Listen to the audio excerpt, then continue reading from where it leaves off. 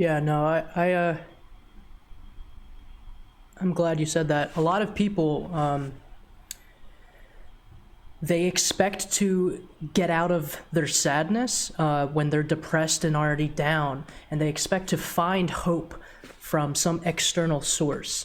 And when it doesn't come, it of course feels even worse than it already did. So that's why you need to first understand that hope is generated from within. Hope is not generated externally.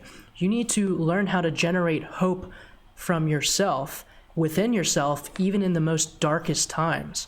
One of the ways that I help do this to myself is through creating that external drive or external influence without actually having to seek it out. So for example, when you record your voice, and you record your voice telling you some affirmations, or record yourself telling you why you should have hope, reminding yourself of your vision, reminding yourself of what you're grateful, and you put it on your phone, or you put it on your Alexa if you have one, which I highly recommend getting that, because that can really help shift you and keep you accountable. It can literally be your own voice keeping yourself accountable. But that's the idea, is creating an external power that you can't get, because again, hope is created from within. So if you actually provide yourself with the hope through recordings, you can generate that hope for yourself in the darkest times when your mind can't do it in that state of mind, which don't expect it to. When you're down and depressed and you are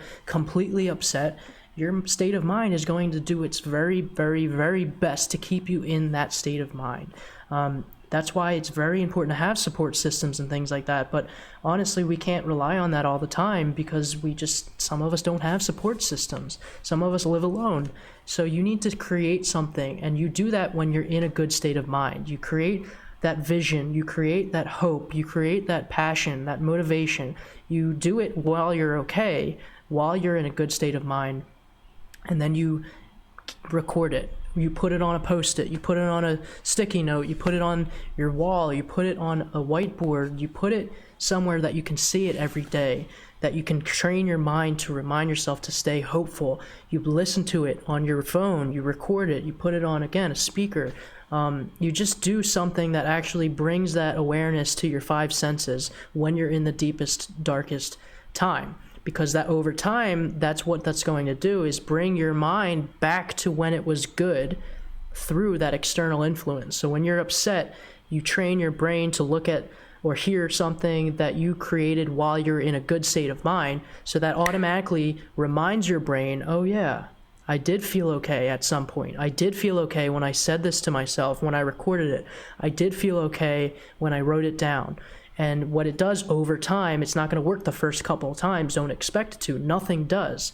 However, over time, your brain will literally start to shift a lot faster. It'll shift slightly over time, and then it'll start getting better and better and better and better, until when you are getting into that point where you're very, very sad, you're depressed, you're going to look at something, you're going to listen to your voice, and you're not going to instantly feel better. However, you are going to accept your sadness. You're going to accept your depression and put it in its rightful place. Put it in where it's supposed to be. It's just something that's happening. It doesn't have to be bad. It doesn't have to make you suffer. It doesn't have to make you sad.